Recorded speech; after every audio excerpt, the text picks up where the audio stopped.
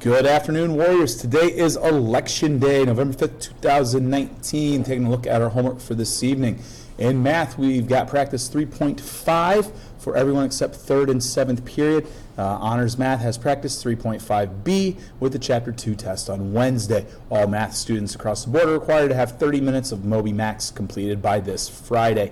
In science, regular science has no homework. However, honors science needs their science fair question and signature completed by their parents. In social studies, you need to finish your What Was Lucy slideshow. Remember, the directions for each slide of what you need are at the bottom within Google Slides. In language arts, review your writing process notes. If you were in My Warrior Time, you received a typed handout of these notes that are found within your Google Drive. It's shared from me.